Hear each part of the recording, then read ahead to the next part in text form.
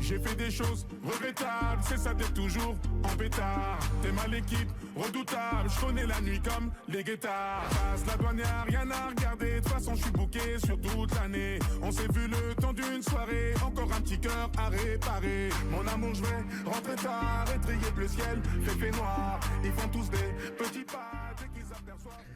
L'habit ne fait pas les moines, mais on reconnaît un moine à travers son habit. Mesdames et messieurs, bienvenue dans Tolo Relax, votre émission qui vous aide à vous étendre. Et surtout, nous vous informons et surtout, dans cette émission, nous avons des sujets très alléchants de la société. Mais aujourd'hui, nous avons une exception. Une exception, c'est une émission alors spéciale. Mesdames et messieurs, je ne serai pas seul. Ça sera toujours accompagné par une très grande dame qui sera aux côtés de moi, très charismatique, aux cheveux rouges. Elle s'appelle Rosalie Mbombo. Derrière cette très belle transition et chanson, on se relaxe ensemble.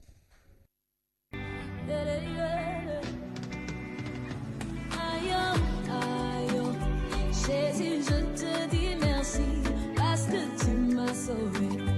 Tu as changé toute ma vie. Jésus, je te dis merci parce que tu m'as sauvé. Je te louerai pour la vie.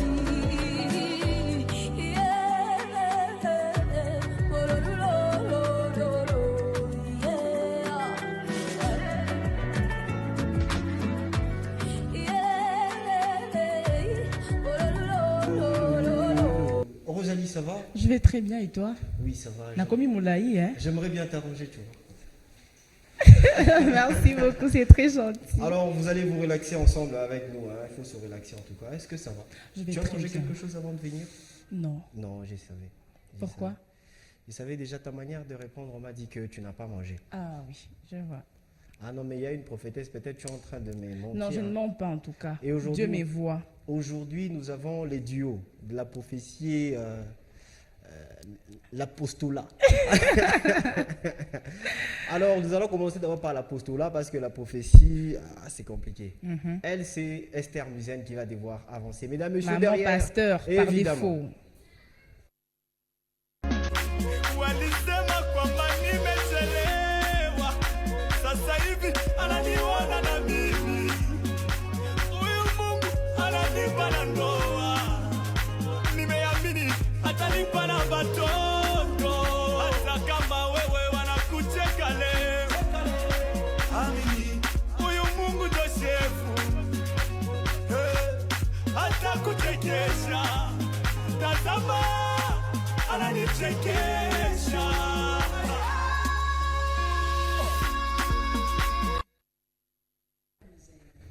Maman pasteur par défaut. Tu vas bien?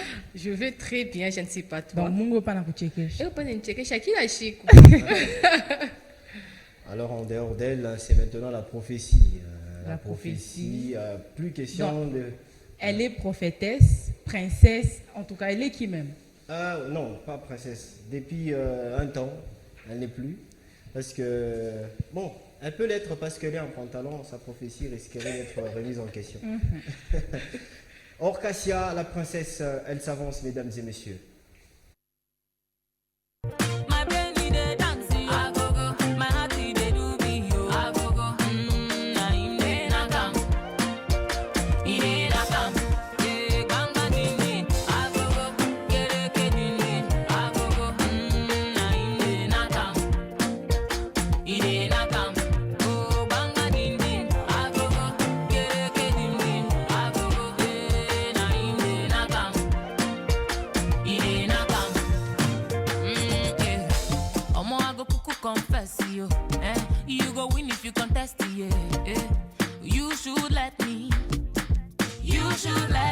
Orcasia, la princesse.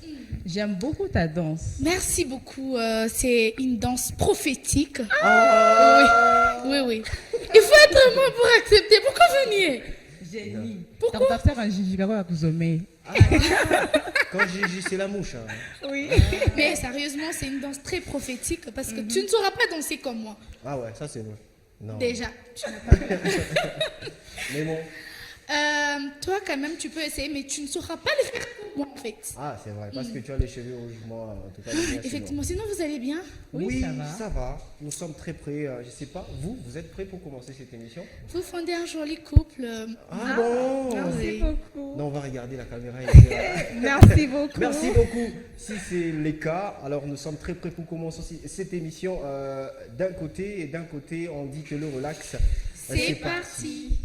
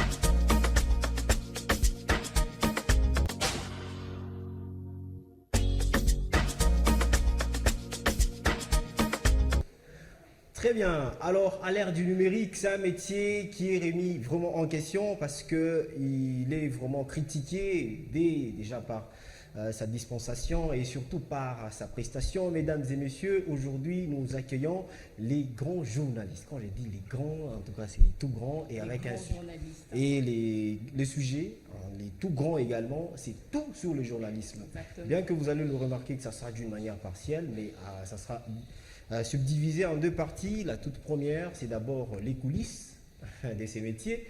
Et deuxièmement, ça sera maintenant les réalités de ces métiers. Ça te va, non? Oui, ça me va très bien. Et j'espère que ça va te rappeler ton prof de... Ouais. Monsieur. Non. Je sais pas. Non, faut pas. Vous aimez les mabangas, vous deux là? On n'a pas encore donné la parole, on ne sait pas. Pourquoi tu es pressé comme ça? Je suis prophétesse, donc je parle quand Dieu me dit parle. Ok. Je parle. Ok, déjà, quand nous serons en train de parler de ces sujets, tu peux prophétiser sur nos deux invités. Oui, je le ferai en tout cas. Mais le message, Si c'était j'aurais le- des messages pour eux, parce que il y a de ce visage-là, tu ne te dis rien. Tu as juste envie de regarder et puis tu ne dis rien. C'est vrai? Bon, espérons qu'il y aura une prophétie de leur part. Alors, Il faut chercher en tout cas. ouais, il faut Oui, chercher. je me concentre déjà. Concentre-toi, maman. Alors, déjà, pour ces métiers, nous allons commencer avec, comme d'habitude, comment déjà chacun de nous va donner quand même une perception par rapport à avant, avant et actuellement, parce qu'à l'ère du numérique, c'est vraiment un grand défi. Et à l'époque, quand nous étions encore trop petits, quand vous entendez parler, voici les journalistes dans les quartiers, comment ça se passait? Bon, donner quand même une perception par rapport à ces métiers. Nous commençons avec... Moi? Ouais, naturellement. Déjà, je vois bien des yeux là fixés sur moi. Pourquoi j'ai dit qu'elle est pressée? Moi, en tout cas, personnellement, je trouve que déjà quand j'étais toute petite et quand on parlait de journalistes, moi je dirais, tout le monde disait c'était les grands menteurs du monde, le Oh. journaliste. Oui, Les grands menteurs, je vous dis. avant. Même là, il y a pas très longtemps, il y a une maman, il y a ma voisine qui disait à son enfant disait, je serai journaliste quand je serai grand. Puis ça m'a, tu veux être menteur? Je dis, mais comment ça? La maman me dit, tu sais, quand je parle que les journalistes sont vraiment de menteurs parce que, et par exemple, quand il y a par exemple 30 décès, et ils viendront nous dire, il y en avait 15. Ah, ouais. Ils sont de grands menteurs. Bon, je ne sais pas pourquoi, mais peut-être eux-mêmes pourront nous faire comprendre ensemble pourquoi les gens disent souvent ça. Parce que, est-ce que tu n'as jamais entendu dire que les journalistes sont de menteurs? Non. Bon, En peut-être tout toi, cas, hein, tes oreilles, peut-être tu fais semblant. Mais moi, personnellement, Emmanuel Pata, même de publications sur les réseaux sociaux, j'ai même une vidéo, on parlait de journalistes. Donc, on disait que c'était de grands menteurs. Ah, ouais. Je ne sais pas si c'est vrai ou Donc si tu es c'est aussi faux. menteuse. Je ne confirme pas, mais j'ai dit que c'est ce que dit souvent le gens. Ah ouais, ça c'est toujours bien de se mettre dans la peau de ceux qui nous suivent et déjà vous êtes indispensable en fait Un petit message au numéro affiché au bas de l'écran avant de prendre l'avis de Esther Muzel. Esther Muzel. Maman pasteur. Et également visiter notre page officielle Facebook. Laissez-nous un petit commentaire juste après l'affiche. Tu vois l'affiche là, un petit commentaire. Alors Esther Muzel. Au fait, pour moi, quand j'étais encore trop jeune, même dans les quartiers, même dans la famille, dès qu'on parlait d'un journaliste, c'était vraiment un grand monsieur, quelqu'un qui s'exprime bien, quelqu'un d'intelligent, quelqu'un de très élégant. En tout cas, on avait cette perception-là du journaliste. Quand on voit un journaliste à la télé, tout le monde veut être comme cette personne-là. Donc, c'est une personne qui inspire, une personne qui impacte la société. Bon, mais aujourd'hui, les journalistes n'ont plus ces mêmes influences-là qu'ils avaient dans les temps. Bon, je ne sais pas pourquoi, si c'est par rapport à la venue des réseaux sociaux et autres, j'ai l'impression comme si les réseaux sociaux les réseaux, pas seulement les réseaux sociaux, aussi les canaux puissent, genre comme s'ils ont un peu posé une pierre tombale sur ces métiers. Alors, Voilà. Rosalie, je sens que nous sommes vraiment prêts avec ces genres d'inquiétudes. En tout cas, c'est ce qui va nous donner même l'envie de pouvoir démarrer. Je ne sais pas si tu te sens prêt. Je me sens très prête, Alors. extrêmement prête même. Alors, pour en parler, mesdames et messieurs, nous allons accueillir l'un des plus grands. Lui n'est pas de la génération, de la nouvelle génération, mais lui a commencé depuis 1900, donc c'est 1900. Tu connais 1900 yo-yo-yo? Oui. Ah, voilà. Alors, c'est l'un des plus grands dans l'espace Grand Katanga. Il a marqué son temps et par son expertise, par sa manière de faire, mesdames et messieurs, je vous prie de déposer là où vous êtes pour accueillir monsieur Léon Magloire. J'espère que vous connaissez ces noms. C'est un nom qui a fait son temps et qui continue toujours de briller. Ah ouais. Bonjour. Monsieur Léon Magloire. Oui, ça va très bien. Ça fait plaisir. Ah oui, naturellement, soyez juste là. Ah, Heureusement, je suis très gentille, malgré que je venais de dire que le journaliste, c'était de... des vents. quand même. Alors, tout va bien? Ouais, ça va. Et je constate que tout est relax. Ah oui. Et je voudrais d'entrée de jeu saluer cette complicité légendaire entre les 4 co-présentateurs. Ah ok. Héritage Télévision, c'est l'un des géants. Je suis en train de chercher ma caméra, je crois que c'est celle-là. Ah ouais, là tu vois. Voilà. Parce que j'aimerais aussi être en communion avec ceux qui Oui. sont nombreux à regarder en ce moment. Bien sûr. Et donc j'étais en train de saluer cette manière de bien faire. J'ai aimé l'entrée triomphale. Ah, en tout cas. J'ai aimé la belle introduction, Emmanuel, et Merci. les belles créatures qui nous entourent. J'espère que les téléspectateurs Ouais. qui sont avec nous en ce moment vont passer des très bons moments. Ah oui, ce sont des très bons moments et surtout ça venait de vous. Et ça en tout cas, mais pour ça, vous êtes flattés, non? Je peux pas déposer Merci. pour Moi, c'est flatté. Je dépense même pour ça. ça. Ici, en tout cas, elles aiment ça et surtout les dames, on dit toujours, toutes les femmes sont des mamans. Et donc, sur ces plateaux, mesdames et messieurs, ça ne sera pas toujours lui. En tout cas, c'est 2 générations différentes. L'un des plus grands, mais il est encore trop petit, peut-être par sa taille, mais plus grand par son savoir-faire. Lui, il s'est distingué parmi ceux qui se sont démarqués. Alors, voilà la tautologie qui va dans tous les sens. Mais bien sûr, il s'agit de lui avec un peu d'exception dans ce qu'il fait. Et surtout, il a fait de son mieux pour qu'il soit quand même reconnu. Parce qu'il n'a pas forcé. On dit toujours, il n'a pas forcé. Et nous allons comprendre maintenant les jours. Nous allons maintenant comprendre l'ancienne génération, ce qui s'est passé, et aussi la nouvelle génération. Qu'est-ce qui se passe en réalité? Parce que nous allons naturellement, on dit quoi? Juger les 2 générations. Alors, lui, il est maintenant rédacteur en chef. Mesdames et messieurs, il s'agit de lui qui fait son temps, Jean Bayo, un journaliste au grand complet. Quand j'ai dit journaliste avec grand J, nous allons déposer. Ne me laissez pas finir hein, parce que j'ai risquerai de.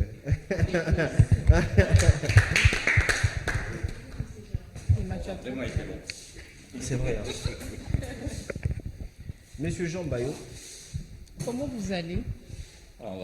J'ai fait le tout pour vraiment chercher à flatter Monsieur Jean, mais ce n'est pas venu, mais en réalité, j'étais en train de parler de votre masse, de votre taille. C'est pas, vous êtes confondu par plus d'un. Ce qui est vrai, je dois d'abord commencer par vous remercier. Vous remercier pour cette réception, pour cette invitation. C'est pour la première fois que j'interviens dans Télérelax, donc c'est avec plaisir de partager ce plateau, surtout de le partager avec un de mes grands.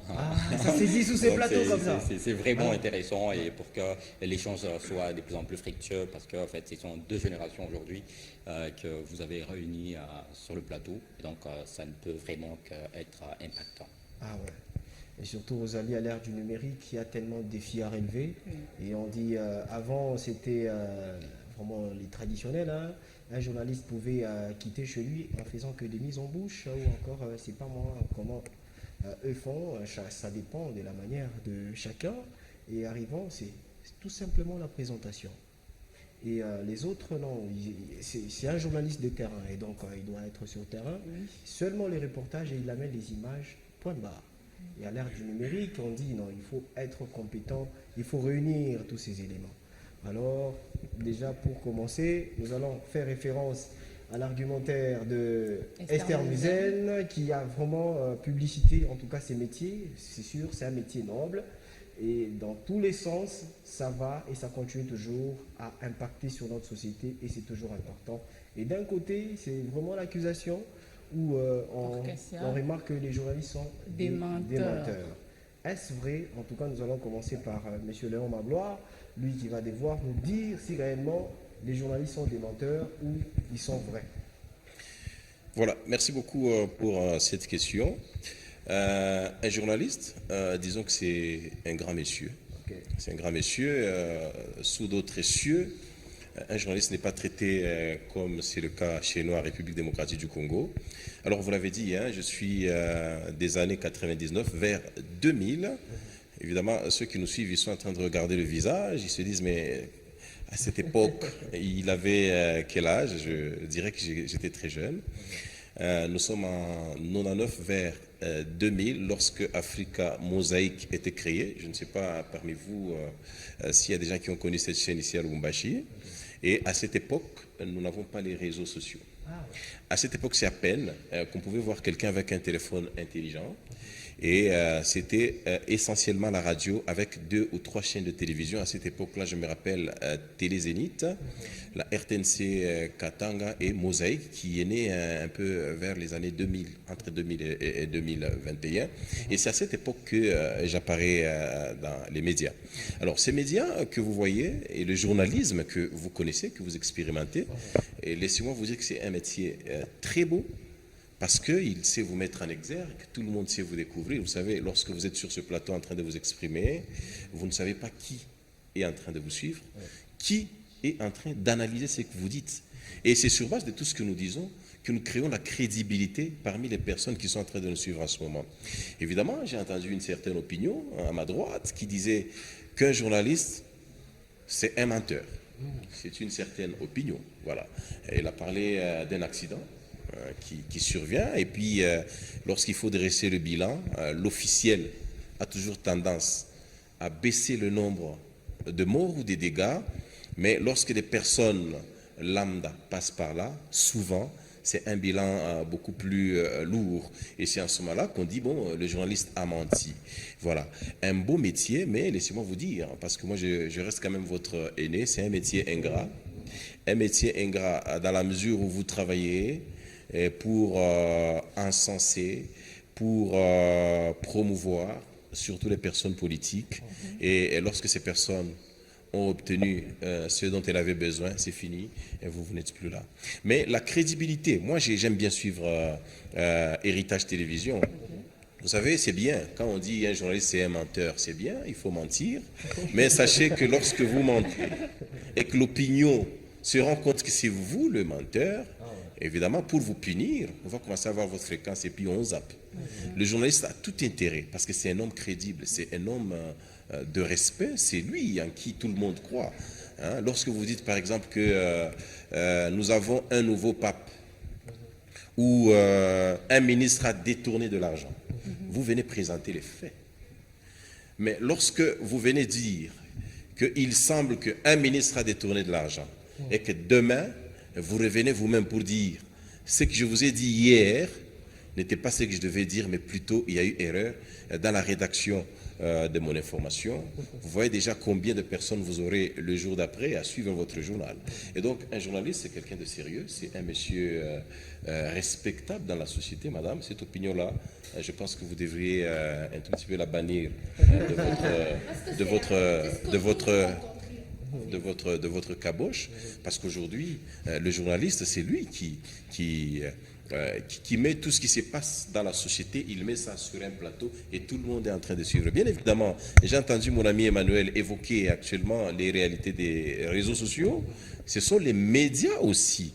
Et c'est là où il y a à boire et à manger, parce que ce métier est sérieusement menacé. Mais bien évidemment, vous et nous qui avons été sur le banc du journalisme, nous savons comment on collecte une information, comment on la vérifie, comment on la traite et qu'est-ce que nous devons dire.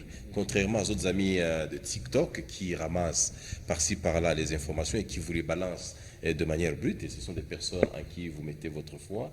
Je pense que vous ferez mieux de faire confiance aux personnes qui ont été formées En fait, pour moi, je ça, voudrais vous plutôt que dire- de vous fier à ceux qui sont là pour colporter du n'importe quoi et faire gober au grand public ce qui n'est pas potable. Si je disais que les journalistes sont de menteurs, parce que c'est pas moi qui le dis. Est-ce que j'écoute bien monteur ou menteur? Menteurs, les menteurs. Parce que le journaliste est aussi monteur, parce qu'il monte les éléments. Effectivement, mais moi je parle des menteurs. Ils sont des gens qui mentent en fait, ce que les gens disent. Donc je me mets dans la peau de téléspectateurs, de gens qui disent souvent, parce que je suis aussi dans la boîte. Donc je ne peux pas dire quelque Donc chose vous êtes que... aussi parmi les menteurs.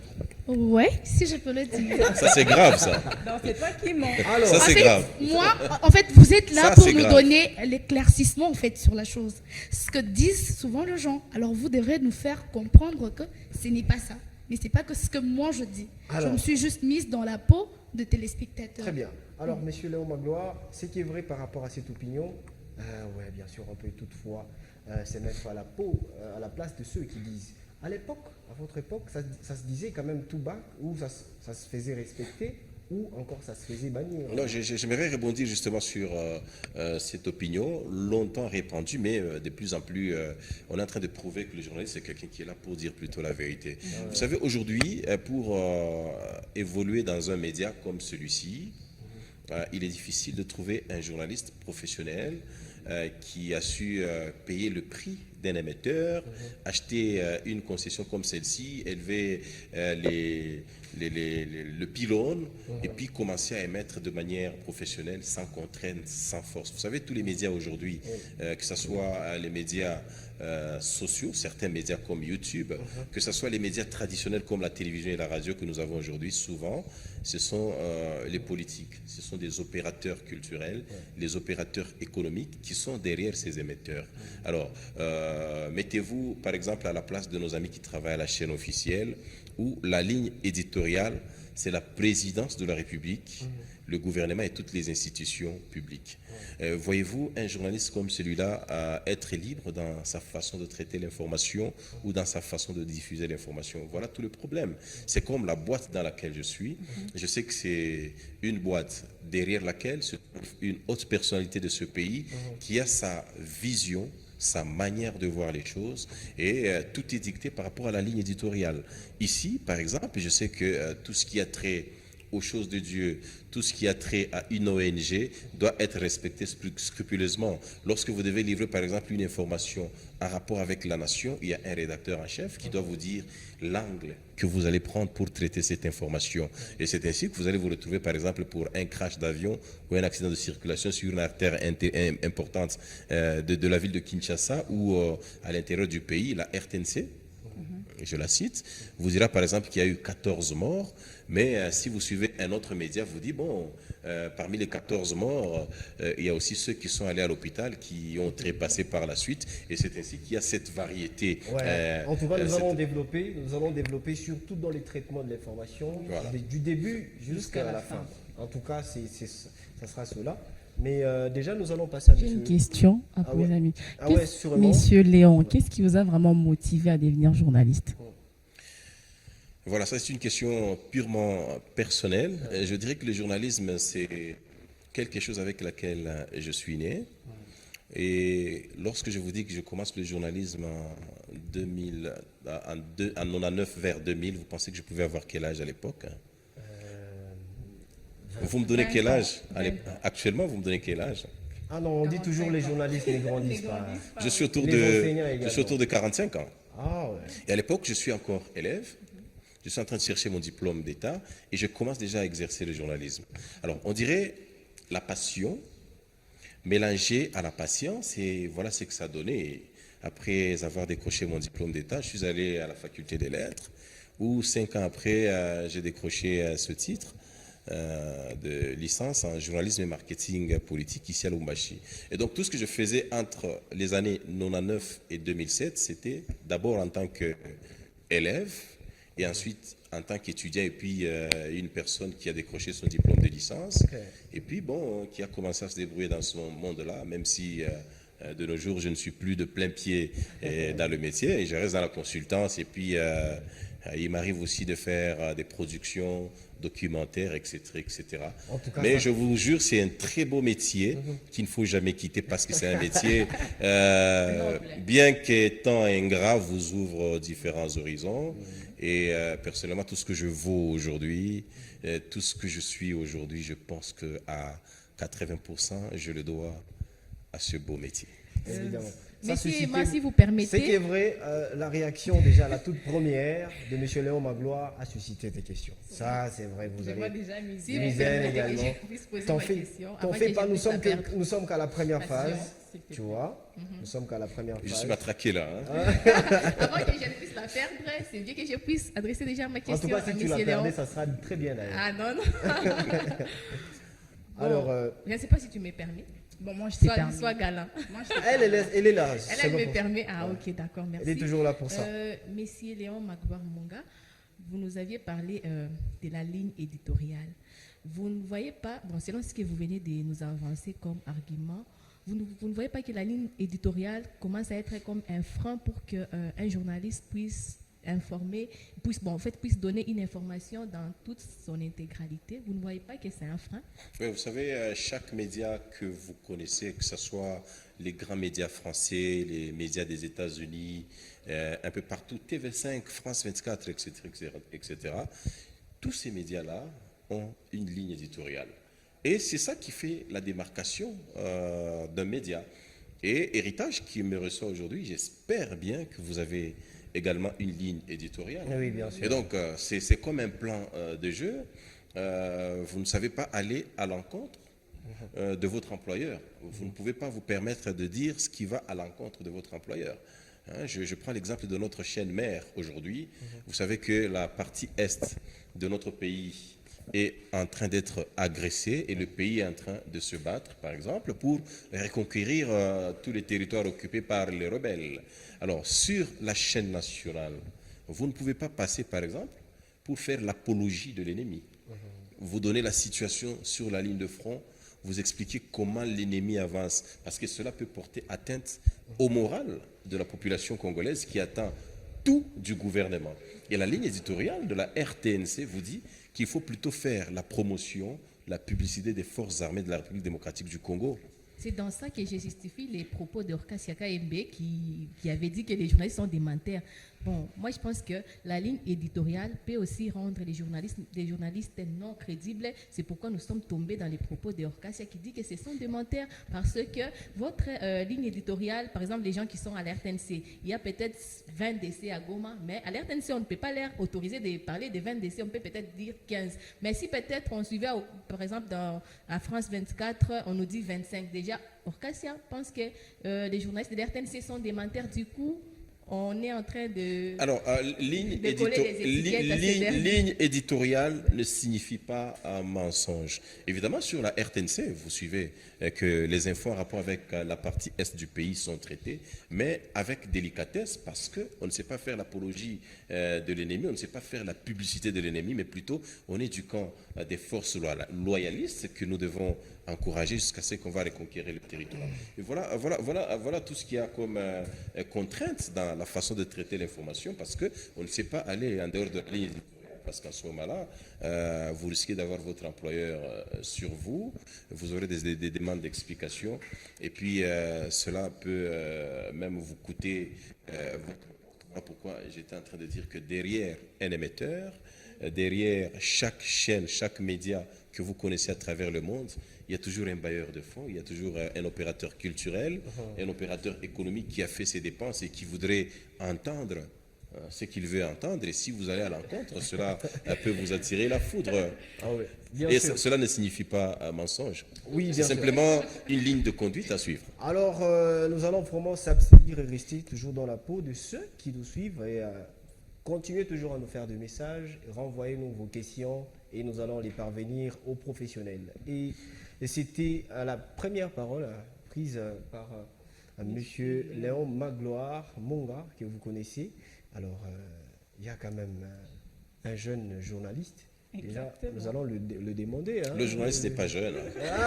Il y a des Ah oui, il est choses, trop il y a des jeune. choses qu'un jeune journaliste peut faire et dépasse largement celui qui est dans le métier depuis longtemps. Aujourd'hui, je voudrais vous donner un exemple d'un grand ami qui aujourd'hui à Canal+, Charles Mbouya.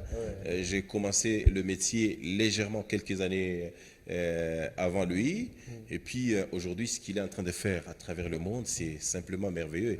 Et donc, mon confrère qui est à ma gauche on est l'appelle aussi confrère. un grand journaliste. C'est un confrère. Il n'y a pas de petit, il n'y a pas de grand journaliste. Nous faisons le même travail de collecte, de traitement et de diffusion de l'information. Ah voilà, bon, en tout cas, déjà on vous a répondu, nous allons Je suis de poursuivre. son côté. Hein. On sent déjà la défensive. Alors, Monsieur Jean, déjà comment est-ce que le métier vous a accueilli? Est-ce que ça va déjà dedans? Oui, ça va, ça va. En fait, les métiers, c'est vrai pour répondre à ce que tu étais en train d'évoquer. J'ai commencé les métiers un peu tôt, déjà en 2015. Ok. Donc j'étais vraiment jeune comparativement à l'âge que je peux avoir aujourd'hui. En fait, j'ai commencé, c'était de façon inattendue, parce que je ne m'y suis pas préparé pour commencer. C'était arrivé parce que j'avais de contact avant avec deux journalistes qui prestaient déjà dans de médias, dans de radio, et à travers qui je pouvais déjà avoir accès au micro. Et c'est comme ça que déjà avec l'art oratoire qu'on avait à l'époque, parce qu'on a fait les latins philo, et voilà, on va se retrouver face au micro, face à la caméra, sans le vouloir. Et c'est une fois dedans qu'on va justement commencer à éprouver cet amour, à ressentir cette envie de l'approfondir, de nous perfectionner, de nous améliorer davantage. Et voilà, donc l'envie est venue un peu plus tard, mais on s'est retrouvé d'abord parce que l'environnement dans lequel on a vécu, c'est cet Tellement étouffé. environnement-là qui nous a justement donné cette chance de nous retrouver un jour devant les micros, face à la caméra. Et voilà, on s'est retrouvés. Et un peu plus tard, même pour les sciences de l'information et de la communication qu'on a suivi plus tard, moi j'ai découvert cette faculté à la porte de l'université. Je partais prendre mes inscriptions pour la faculté de droit. Et sur place quelqu'un va me parler de sciences de l'information et de la communication. Et du coup, j'ai fait 2 ans à la maison. On savait que j'ai faisais le droit à l'université. Et c'est quand je vais rentrer avec les relevés des côtes du 3e graduat que finalement la famille va se rendre compte que j'étais en train de faire autre faculté que le droit. Et voilà, donc l'envie est venue un peu plus tard, mais l'environnement, on a grandi. Bon, en fait, mes débuts c'était à Calébi, et à Calébi, en fait, on a tellement de médias, tellement de radio, tellement de télévision, ce qui fait que de professionnels, on en compte de moins en moins. Et déjà quand on a cette attitude-là à s'adapter au journalisme, bien que n'ayant pas fait le journalisme à l'université, donc on peut justement voir une porte s'ouvrir devant nous, et c'est vraiment ce qui s'est passé avec nous, et on s'y est retrouvé, et voilà, on a évolué jusqu'à aujourd'hui. Alors, des calémies déjà à Lubumbashi, j'espère que tu vas Toujours poser la petite question que tu as posée là-bas. Ouais, c'est La trop motivation. petite, oh. Ah non, pas la motivation quand même. Ah, Monsieur Jean, selon vous, c'est quoi les secrets pour réussir dans ces domaines? Bon, en fait, s'il faut que je puisse me fonder sur mon expérience,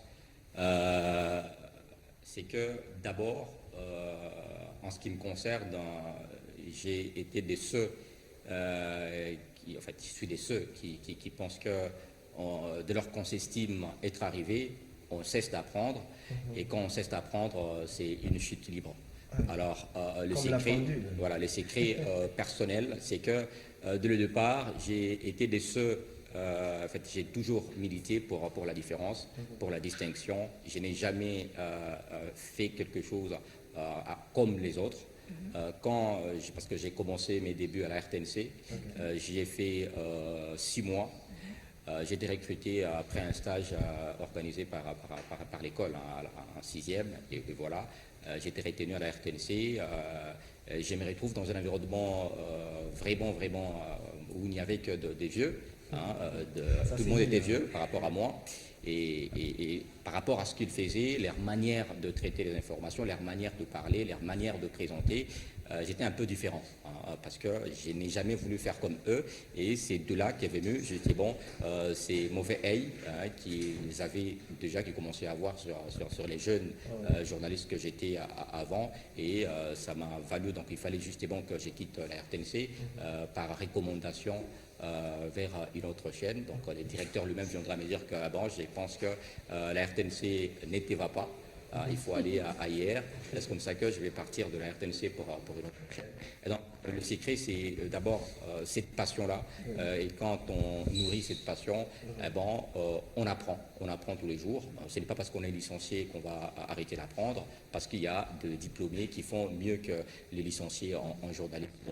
C'est un métier comme tous les autres, et c'est ceux-là qui sont les plus passionnés, ceux-là qui font les métiers par passion, parce que en fait, mon confrère est en train de l'évoquer tantôt, c'est que le métier est noble, les métiers nous ouvrent des horizons, mais il est en quelque sorte, en fait, ces horizons-là où les pays bons et tout, ça ne vient pas quand on le veut, en fait, en parlant de l'investissement que l'on fait en soi, parce que, en fait, quand on investit en soi, on s'est dit que bon, moi j'investis en journalisme pour que pendant autant de mois, ou après 3 mois, après autant d'années, que je puisse avoir ça comme retombée, mais cela pourra toujours être retardé par plusieurs faits, et voilà, donc on doit être patient également, parce que on nourrit des ambitions, mais on doit d'abord travailler sur soi et encadrer cette passion que l'on a, s'entourer de bonnes personnes, parce que c'est très important aussi, parce que en fait, les journalistes doivent toujours être encadrés, c'est pour que l'on soit orienté. Pour que l'on soit orienté, la passion, ça ne suffit pas, le talent, ça ne suffit pas. Dès lors que l'on s'est fait entourer par Monsieur Jean, pardon. On m'a posé une question. Alors. S'il vous plaît, on dit que c'était la radio. J'attendais que vous puissiez réagir, mais j'étais en train de dire qui peut réagir. Qu'il est en train de parler. Alors, Mais c'est ça toujours risque Mais il répondait à la question. Mais même s'il répondait à la question, mais en fait, il a pris plus 1 heure du temps en train de parler. Mais Alors, sérieusement. j'aimerais bien, en tout cas, la réponse, monsieur Jean, nous vous rassurons, la réponse a été bien comprise il y a très longtemps. Donc, en tout cas, alors, la même question, j'aimerais que nous puissions la poser à monsieur Léon Magloire. Et donc, avec le charme là, tu peux répondre à la question. Peut-être, n'échange rien. Que je ne puisse pas changer. N'échange rien. Bon, Monsieur Léon, selon vous, c'est quoi le secret pour réussir dans ces domaines? Ah, ok. Voilà, merci beaucoup pour cette question ô combien pertinente.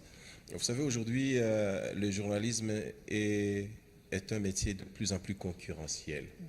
Ça veut dire que vous n'êtes plus les seuls maîtres à bord. Il y a des nouvelles pépites qui naissent, il y a des nouvelles personnes qui apparaissent et qui ont du talent. Alors, ce métier nécessite beaucoup d'humilité.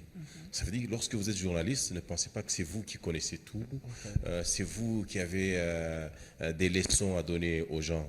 Vous devez lire chaque jour. Vous savez, la rédaction d'un reportage, la rédaction d'un magazine, que ce soit la rédaction d'un film documentaire, parce que moi de plus en plus je suis là-dedans, nécessite une certaine culture. Ça nécessite une certaine intelligence. Vous savez, le papier que nous rendons à l'antenne, c'est suivi par toute catégorie de personnes. Et vous savez, contrairement à ce que la belle dame disait, que dans l'opinion c'est le mensonge, mais il y a des personnes qui restent à suivre la radio pour, par exemple, copier certaines expressions, pour apprendre de nouveaux mots, mais aussi et surtout s'informer. Et donc, vous devez vous cultiver. Ça, c'est le premier secret. Le deuxième secret, connaissez ce travail, faites bien votre travail et vous verrez que tout va couler de soi. Évidemment, c'est un métier où on n'a pas beaucoup d'argent. Si vous venez dans le journalisme pour avoir l'argent, évidemment, vous serez déçu. Même si l'argent, ça peut venir. Là, Moi, pour décourager ceux qui nous suivent, là. moi, j'aimerais vraiment les décourager, même si l'argent peut venir. Moi, je me rappelle qu'il m'est arrivé de toucher à l'argent grâce à ce métier. Hein, je vais donner par exemple un exemple où je me suis retrouvé vers les années, je pense, 2009 ou 10. Ouais, 2009. Je me retrouve dans ce qu'on appelle aujourd'hui le triangle de la mort, où à l'époque, c'était Gédéon et sa bande qui faisaient rage. Le ministre de l'Intérieur de l'époque, c'était Juvenal Kitungwa. On se retrouve là-bas. On a fait 9 ou 10 jours en train de travailler et c'était à nos risques et périls. Et c'est à l'époque où je préparais ma dot. J'arrive ici, j'étais sur un ordre de mission et quand cet argent est sorti, actuellement, je dirais que c'était toute la dot et tout ce qui allait avec pour préparer le mariage. Évidemment, le journalisme vous met en contact avec des personnes illustres, des personnes qui ont des moyens. Quelqu'un peut vous aimer, il aime votre façon de faire et puis il vous offre une voiture. Ça peut toujours arriver. Ouais, c'est sûr. Ils vous donnent 10 000 $. Ça peut arriver. Ah ouais. Aujourd'hui, un journaliste peut toucher 100 000 $. Ça peut arriver. Mais de manière générale, c'est un métier où on vient d'abord pour travailler pour les autres. Et puis, même si l'argent, ça peut venir, évidemment, ça vient quand on a bien fait son travail. Alors, mesdames, messieurs, vous allez comprendre que nous sommes déjà en pleine émission où nous sommes en train de détecter les questions qui rongeaient la plupart, il faut dire, la plupart de nos inquiétudes. Et donc, nous allons demander aux dames, jusque-là, l'attention, ça va? Moi, j'ai aimé la dernière phrase. Il a dit on peut même offrir une voiture. Alors, En tout cas, ça m'a beaucoup plu. En tout Alors, cas. Surtout chez les dames. Hein. Ah, Dieu merci. En Quelqu'un tout peut être cas. en train de vous suivre en ce moment Je et suis en train de. juste après l'émission, c'est une clé qui vous suit. Amen, je reçois. Ça peut Amen. toujours arriver, tout comme ça peut pas arriver. non, non, Ah, en fait, Seigneur. déjà pendant cette période sédentaire relax, connaissez-vous déjà un monsieur qui peut faire ce genre de choses en regardant la caméra? Un monsieur. Alors, Mbaché Oui. Oui. Ouais, mais il y en a. Ne vous en Comme faites qui pas. par exemple? Ne vous en faites pas. Il y en a. Vous allez regarder la caméra en tout cas dire en tout cas si. Ah, que je cite nommément une personne. Oui, une personne qui peut Qui peut quand même Juste faire une ça. personne. rencontrer cette inquiétude. Ah, qui peut donner une voiture ici. Oui, Oui. bien sûr. C'est Jacques Kaboula, par Alors, exemple. Notre gouverneur oui. peut donner à chacun une voiture Ah ouais, parce c'est qu'il a aimé votre façon de faire. Je connais autant de personnes. Il y a des opérateurs économiques, ne vous en faites pas. Il y a des personnes qui ont des parkings bien beaux. Comme Une qui voiture, actuellement, ce n'est plus Toi, un c'est luxe. quoi ton problème? Écoutez, Non.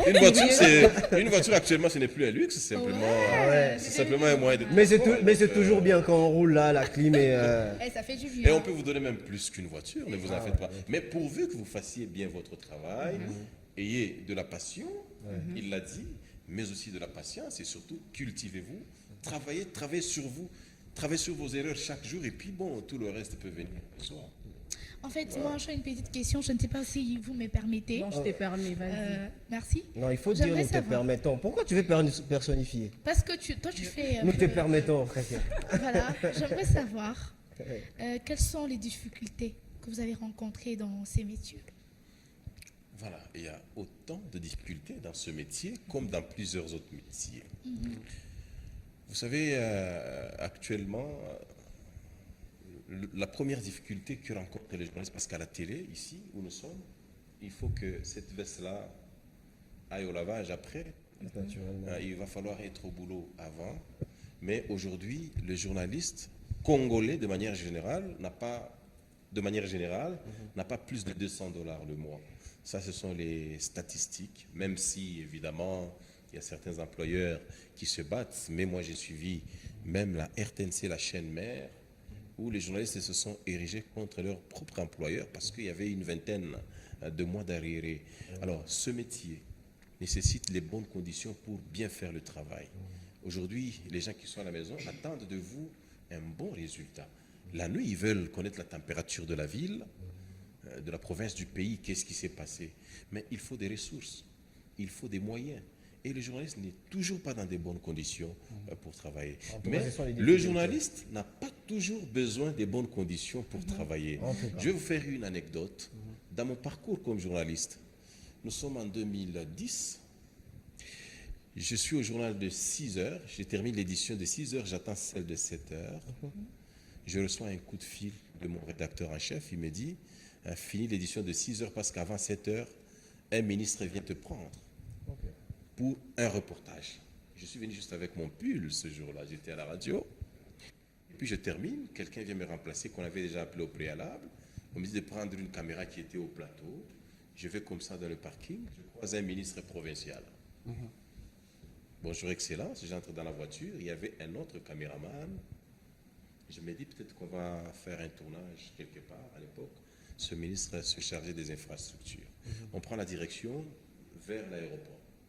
Je me dis, bon, si on va loin, peut-être à Likasi, et puis on va rentrer le même jour. On change, c'est au tarmac où un petit avion de méthodistes nous attendait. Je prends place à bord de cet avion qui n'avait que 5 places, avec un pilote, un certain Gaston, pilote méthodiste, un petit avion de 5 personnes. Le pilote devant le ministre à côté et derrière le garde du corps du ministre et 2 journalistes. On est dans les airs. Je commence à poser la question à mon collègue que j'ai trouvé dans le petit avion. J'ai dit, mais nous allons où? Il dit, bon, même moi je ne sais pas. Je ne suis pas dans de bonnes conditions pour travailler. Je ne savais pas que je devais voyager. Après, autour de 2 heures du temps, il commence le processus d'atterrissage. On atterrit au milieu de nulle part. On nous dit c'est à Kabulo-Kisanga, dans la province du Olomami. Et de là, l'administrateur du territoire nous prend vers la rivière Lomami, où le ministre devait inaugurer un bac sur la rivière Lomami. On finit l'inauguration, il est 18h. Le petit avion ne s'est pas survolé. Et on est obligé de traverser la rivière Lomami pour aller dans le Kassa oriental où on a passé nuit dans un couvent. Première nuit. Au jour suivant, on revient pour faire le même parcours. On prend l'avion à 14h. On prend le même avion pour atterrir à Kamina. Nous sommes au 2e jour où il doit inaugurer quelques autres infrastructures. Et vous vous imaginez, moi j'ai quitté ma maison pour aller faire le journal et je me retrouve au 3e jour. Je dois maintenant rentrer à Lubumbashi dans ces conditions-là. Vous voyez qu'un journaliste, c'est un guerrier, c'est un militaire, c'est quelqu'un qui doit se sacrifier pour les autres. Évidemment, les retombées, ça peut toujours venir. Mais après, il y avait un petit ordre de mission qu'on avait établi où facilement, à l'époque, je ne pouvais pas manquer quelque chose. Et puis, ça m'a aidé. Mais un journaliste est prêt à tout. À tout moment, on peut vous appeler pour aller rendre service. Et c'est un apostolat. On est comme des prêtres. On peut t'envoyer en brousse pour aller travailler, où tu boiras l'eau sale et tu rentres. Tu as la typhoïde et la malaria. Et c'est le métier que tu as choisi. Mais c'est un métier qui demande beaucoup de sacrifices. Évidemment, les auditeurs et les téléspectateurs ne savent pas voir ça. Vous savez, une information, pour qu'elle passe à l'antenne et que les gens suivent, il y a des étapes à suivre. Aujourd'hui, vous pouvez être là, vous dites, bon, ça c'est quel journal? Par exemple, votre rédacteur en chef, il vient et commence à vous blâmer. Mais ça c'est quel alignement? Ça c'est quel journal? Mais pour arriver à ce journal-là, produit, le rédacteur en chef en sait quelque chose. Il y a eu des choses, il y a des endroits où vous arrivez, par exemple, ça c'est parmi les difficultés, on ne sait pas vous accueillir, vous trouvez les membres d'un parti politique qui vous caillassent, par exemple, et vous devez prendre l'information. Vous arrivez à un endroit où toutes les portes sont fermées parce que le DG de l'entreprise a volé l'argent, et vous ne savez pas entrer avec votre micro parce que vous allez découvrir qu'il y a eu des dégâts. Je me rappelle à l'époque une entreprise où... Nous sommes face à des journalistes. Je suis en train de vous expliquer les difficultés, les difficultés d'un journaliste. À Kakanda, je crois vers les années 2011. Les jeunes gens de Kakanda qui vont voler les minéraux dans l'usine. Et puis la police et la garde industrielle se rendent compte qu'il y a des voleurs. On commence à courir vers ces gens-là pour les arrêter. L'un d'entre eux tombe dans un étang des minéraux et il meurt là-bas.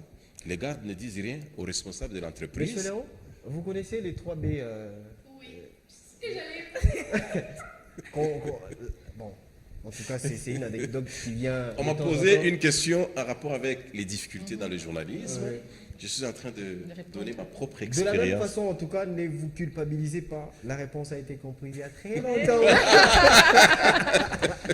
Alors, Rosalie... Alors, il y a autant, je vais chuter par là, il y a autant de difficultés et vous allez les rencontrer, ne vous en faites pas. Ouais, Tout c'est n'est sûr. pas facile dans ce métier, Oui. mais un beau métier, restez là-dedans et la voiture, elle viendra. Au fait, On se relaxe, on se Oh, relaxe. oui, d'abord. on se relaxe. On se relaxe. S'il vous plaît, permettez-moi de Non, poser attends, une on question se à relaxe. Jean Bayo. Tu vas poser ta question après. par rapport à Relaxe-toi. ces- Vraiment, Relaxe-toi pasteur, d'abord. relaxe-toi Avant de te donner d'abord. la parole, tu dois Attends, te relaxer. relaxe-toi. On va garder la question. Non, relaxe-toi d'abord, Lisette. Non, tu t'es relaxé, non? Dis-nous d'abord que tu es relaxé. Oui, oui, je suis relaxée. Très bien. Alors, merci beaucoup. Alors, nous allons passer maintenant à Monsieur Jean, qui va devoir nous expliquer comment on traite une information. Déjà, quittant la maison jusqu'à la maison des presses, au groupe de presse Héritage Télévision. Qu'est-ce que d'abord lui fait pour produire, ou encore, voilà, produire, c'est les mots qu'il faille, un journal. Bon, en fait, c'est la production de l'information, c'est un travail de titan, même si les confrères venaient de l'évoquer. Pour les téléspectateurs et auditeurs, ça paraît simple, mais c'est un travail qui nécessite un certain soin, parce qu'on doit vraiment avoir un esprit en place. Un journaliste, c'est un monsieur, on l'a plusieurs fois évoqué ici, pas seulement un monsieur, mais c'est aussi quelqu'un qui a un certain niveau de réflexion, une certaine intelligence, une certaine souplesse d'esprit, et tous ces atouts réunis lui permettent de pouvoir justement mieux répondre à ces attributions. Et dans la production de l'information, en fait, d'abord, la première étape, c'est que le journaliste doit s'informer lui-même. Il doit être cultivé, on l'a plusieurs fois répété ici. Il doit avoir une culture générale assez riche, assez renforcée, ce qui lui permettra, dès lors qu'il se retrouve au conseil de rédaction le matin, qui est une réunion de tous les journalistes au cours de laquelle on propose notamment le sujet, on critique les éditions passées. Alors au cours de cette réunion-là, chaque journaliste, par rapport à la culture générale qu'il a, s'emploie à la proposition de sujet. On définit les angles à aborder selon tel ou tel autre sujet, tel ou tel autre genre adopté par les conseils de rédaction. Et quand on fait tout ça, donc il y a déjà, selon l'organisation du conseil de rédaction, des équipes, ça veut dire qu'il y a déjà préalablement un roulement. On sait déjà que c'est tel et tel qui feront les terrains ces matins, c'est tel et tel qui feront la chefferie, c'est tel et tel qui feront le surplace. Et donc déjà après les conseils, on sait déjà le sujet pour lesquels on fera le terrain, on sait déjà le sujet pour lequel on fera de réflexion sur place, on sait déjà le journaliste qui fera le terrain, le journaliste qui fera cette réflexion-là, les dossiers et consorts, parce que en fait, l'émission c'est l'un de genre, c'est le genre le plus complet en journalisme, et il y a des interventions de différents autres genres, et déjà à partir du conseil, on essaie de voir pour le journal des 13 heures par exemple, pour ce qui nous concerne, quels sont les genres qu'on va utiliser, et ça, combien de brèves on aura, combien de reportages, combien de dossiers, combien d'interviews on aura, combien d'entretiens, et voilà, c'est juste et bon. Après les conseils, que l'on a une idée sur la composition du journal. Oui, en tant que jeune rédacteur en chef, déjà dans votre parcours, c'est la première fois ou vous l'avez toujours été une fois? Bon, pour ce qui est vrai, en fait, j'ai bien commencé. Déjà, à la RTNC où j'étais à la production. Okay. J'étais à la production, mais je voulais vraiment faire la rédaction. J'étais passionné par la présentation et beaucoup plus par les reportages.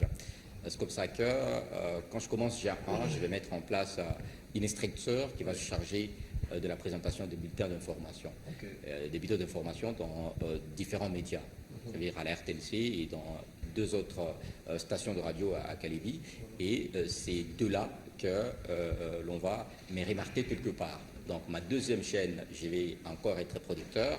Et de là, je vais plusieurs fois émettre les vœux d'intégrer la rédaction, mais comme à l'époque, intégrer la rédaction, ce n'était pas facile, donc ce n'était pas donné à tout le monde, ce n'était pas parce qu'on le veut que l'on peut directement intégrer la rédaction, c'était réservé à une catégorie de journalistes, surtout on tenait aussi compte de l'âge, parce qu'il y avait de contact et tout, sinon tu peux te retrouver dans une rédaction où tu n'as pas de contact et tu resteras au bureau tous les jours. Ce sont les vieux qui iront, qui sortiront et qui reviendront avec les éléments parce qu'eux ont des contacts. Alors, je suis parti de là et on m'a remarqué quelque part. C'est comme ça qu'on va me solliciter pour que je gère une rédaction. Donc, quand j'intègre pour la première fois la rédaction, c'était pour gérer une rédaction. Et voilà, donc c'était... J'ai une petite question, Mizel. Calme-toi, s'il te plaît. Alors, la gestion d'une rédaction n'a jamais été facile. Hein. Non, la parole ne m'est pas encore. Mais c'est Jean, j'ai une petite question pour vous. C'est quoi l'actualité du jour? Aujourd'hui? Ouais. Bon, aujourd'hui, l'actualité reste... L'actualité aujourd'hui, c'est en République démocratique du Congo. C'est d'abord la convocation de la plénière au Sénat, pouvant justement tabler sur les rapports de la commission spéciale du Sénat chargée de l'examen du réquisitoire de l'auditeur général de FARDC sollicitant la levée des immunités de Joseph Kabila et l'autorisation de ses poursuites. Donc c'est ça la grande actualité. Mais au-delà, à part ça, il y a aussi l'actualité tombée la veille. Non, merci. Non, merci parce que vous... C'est la mise en accusation non, merci. contre Moutamba. Il ne finira pas, en tout cas. En tout cas, les dames, Il est en train de la déballer. d'ici là, 13h, vous allez suivre, mesdames, messieurs, votre journal dès 13h. Et donc, ici, nous l'avons reçu en tant que rédacteur afin de nous éclaircir un tout petit peu sur des questions et qui vous rongez, vous. Mais j'aimerais les te répondre pendant 2 minutes, pas plus. Oui. Non, je voudrais, c'est un jeune rédacteur. Il vient de donner tout ce qui se passe au conseil de rédaction. Et puis, les équipes sont larguées sur le terrain. Il y a ceux qui restent faire le monitoring. Mais vous savez, pour une rédaction, la journée peut commencer. Vous ne savez pas comment elle va se terminer. Il y a des sujets retenus à la rédaction selon les critères, selon la ligne éditoriale. Mais aussi, il y a des choses qui peuvent subvenir au courant de la journée. Par exemple, un immeuble s'écroule, 42 morts, plusieurs blessés, alors que vous n'avez pas retenu ça. Il y a par exemple la mort d'un ministre, il y a etc., un fléau, un tremblement de terre. Et donc tout cela est prévu et ce n'est jamais évident. Alors je voulais qu'il parle du critère de sélection d'une information, parce que c'est ça qui rend attrayant un journal. Vous savez, il y a des éditions... Non, mais écoutez, je vais chuter par là. Il y a des journaux qui ne sont pas suivis parce que du premier au dernier élément, c'est rien, par exemple, je ne cite aucune rédaction, c'est rien que les audiences, ou c'est rien que des informations. En fait, ce n'est pas toute information qui passe, ce n'est pas tout fait qui constitue une information. Par exemple, quelqu'un qui a perdu son chien de race au quartier Ouabora, je crois que ça, ce n'est pas une information. Alors, il y a ce critère-là. D'information, critères de sélection. Et c'est là où il y a la proximité, l'actualité, etc., etc. J'aurais souhaité qu'ils puissent aussi aborder ça parce que ceux qui nous suivent, ils suivent le journal, mais ils ne connaissent pas quels sont les méandres pour justement qu'un journal soit confectionné. Je réponds. Oui, bien sûr. En quelques secondes, tout simplement. Voilà, c'est que, en fait, ce qui est vrai, c'est qu'il y a, parmi les plus grands critères, nous avons d'abord les critères d'importance. C'est par exemple le cas que je venais d'évoquer ici, la convocation au Sénat de cette plénière pour tabler sur la levée ou non des immunités de Joseph Kabila. Donc c'est vraiment important. Donc sur les critères d'importance, on peut justement classer cette information, mais aussi d'autres critères comme la proximité, ce qui nous touche de près, ce qui touche de près à notre public. Et notre public, c'est d'abord Lubumbashi, quoique l'on soit sur Canal+. Et donc quand on est à Lubumbashi, et donc notre critère aussi, on doit tenir compte de la proximité. Qu'est-ce qui concerne de plus près la population de Roissy? Qu'est-ce qui concerne de plus près la population s'il y a accident, par exemple perturbation de circulation à Lubumbashi? Eh bien, cela touche de près notre public parce que certains de nos téléspectateurs peuvent déjà être en train de s'apprêter pour sortir.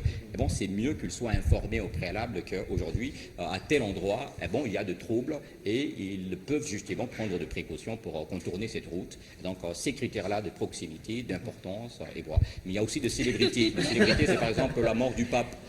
Quand le pape est décédé, c'est vrai, ce n'est pas important, mais c'est vraiment célèbre que l'on doit vraiment en parler. Et voilà. Évidemment, alors nous allons se quitter avec le remerciement. Donc, nous allons désannoncer notre émission avec une émission que vous-même vous allez nous proposer. C'est que vous allez... Prenez le micro. Ah, ok. Alors, vous allez nous donner les noms de cette émission. Vous allez donner les noms de cette émission.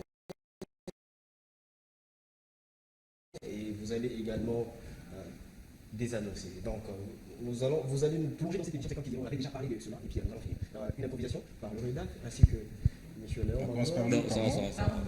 Alors, voilà, madame, messieurs, c'était pour nous un grand plaisir de vous retrouver dans l'émission Autour de nous. Aujourd'hui, on a parlé de l'environnement et notamment du choléra qui fait rage à travers toute la province du Haut-Katanga. Avec le médecin que nous avons reçu sur ce plateau, nous avons abordé plusieurs questions. Alors, c'est bien lui, prendre des précautions. Alors, le médecin. C'était une improvisation. Oui, voilà, c'est par là que nous allons nous quitter avec espoir de nous retrouver très prochainement sur ces mêmes antennes. Merci à toute la grande équipe réalisationnelle ainsi qu'à tous les invités sur ce plateau. Ouais. Merci, au revoir et à la prochaine. Ah oui, bien sûr. Alors, le docteur va réagir. C'est pas dans la peau. Ouais. Le docteur. Bon, ça a été un plaisir de passer sur votre plateau. Le sujet a été intéressant et on espère que ça a touché nos téléspectateurs. Merci, docteur. Désormais, docteur Jean Bayou. Alors, mesdames, messieurs, nous allons faire la même chose, mais tout en vous disant que notre émission continue au courant de la semaine. Donc, le prochain numéro, c'est d'ici là déjà. Oui, le samedi, juste après demain. Et juste après demain, nous n'allons pas prendre cette formule-là. Et puis remercier nous, on n'a pas les docteurs, mais contrairement, nous avons les intervenants, les chroniqueuses qui sont venues aujourd'hui, les deux. Je commence avec Ocassia en disant merci. Merci Manuel Pata. Ça m'a fait tellement plaisir de t'avoir sur ces plateaux. Comment d'ailleurs tu as trouvé les interventions? Christian Cassine risque de me gifler jusqu'à la fin. Alors, merci aussi à Maman Pasteur par défaut. Merci à vous aussi. Alors, quant à toi, je t'ai dit aussi merci. Hein. Merci à toi aussi, Manuel Bata. Merci à vous, fidèles téléspectateurs de la télévision en grande vision. Ciao.